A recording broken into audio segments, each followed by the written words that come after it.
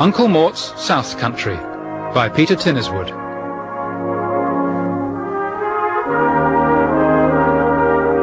Carter Brandon was given a fortnight off work. He decided to take a holiday. His wife, Pat, refused to accompany him. She said she'd sooner spend the time saving up for a new food processor. So he asked his Uncle Mort if he'd like to take her place. Where are you going? I thought I'd go down south. Uncle Mort blew his nose on the fringe of his white silk muffler. Delicately, he picked the damp fluff off the palms of his navy blue mittens. He scratched the deep, brooding recesses of his crotch. Then he said, Can you buy cough mixture down there? I think so. Right then, lad. On that proviso, I'll come with you. Carter Brandon had changed his car. Now he was the owner of a blood-red Volkswagen Beetle. He missed the ancient Ford Zodiac with its sad headlamps and its listless seatbelts. He'd sold it to a Somali shopkeeper. I like Somalis, me. So do I. Good. That'll keep the Secretary-General of the United Nations happy then, won't it? It was spring. Lamb bleat on high fells, river rush, fall of foal in meadow, buttercupped and coy with sandpiper, pipit, trill and saw. Do you like Eve Boswell, Carter? No. Neither do I. Well, it was never part of my life's grand design to spend my days picking a chicken with the likes of her.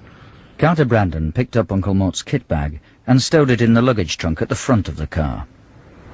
Where are you going to put the engine, then? It's already in the back. Isn't that bloody typical of the modern world, Carter? Anything to be different from me. Next thing, they'll be running cars on grapefruit crush and tram drivers' Gilberts. The house martins had returned that evening, tentative and tired.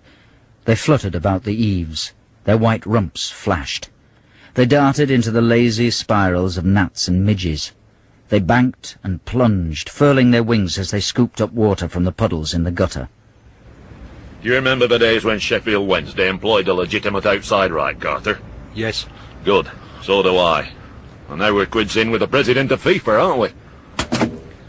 Carter Brandon helped him into the front seat of the blood-red Beetle. Uncle Mort hunched his knees round his ears and hung the handle of his walking stick round the back of his neck. You know what makes cars so intrinsically bloody awful, Carter? No. What? Front seats. You what? Front seats. In my opinion, cars should consist entirely of back seats. Why? For reasons of philosophy, Pillock. And in addition, you get much more commodious ashtrays in the back seats. You ask Aristotle in his Republic. The car gave a hoarse cough and a shrill grunt of pain, and then commenced its journey south. Mist in the valley bottoms, mill chimneys probing the skirts of the clouds, gaunt cranes, dry-eyed hoardings, pet shops sad with bald cockatiels. They passed by the Amy Carpenter Memorial Horse Trough. You like horse troughs, Carter? Yes. So do I. I wonder what the horses thought of them. They crossed the city boundary. Crack of rifle from army shooting range. Scream of sawmill. Cream of curlew trill. Gritstone crags and crumbling teeth of dry stone walls. Now listen here. I don't want any of your silly jokes, right?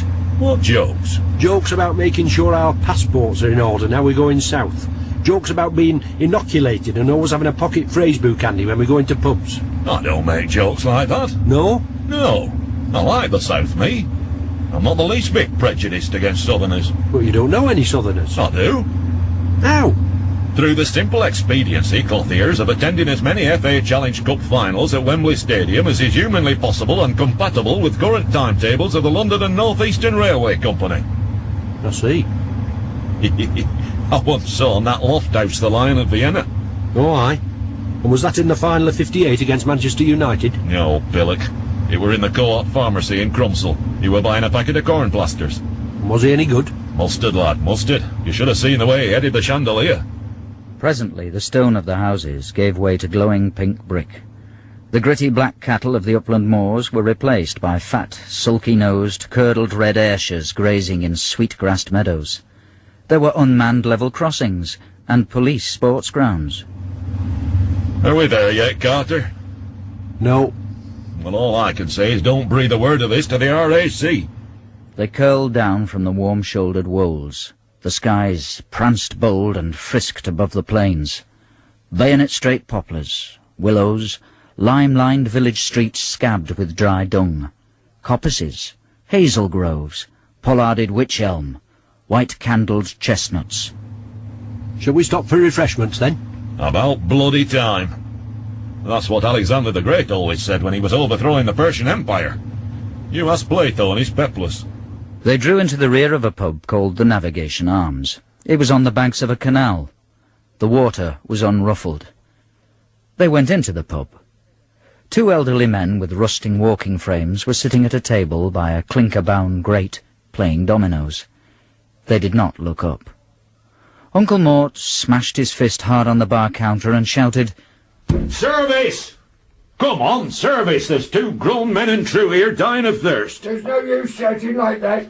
Landlady's in the lavatory bathing the Great Dane. How long's she been at it? Well, according to my pegboard, a good 23 minutes. And that proves my point conclusively, Carter.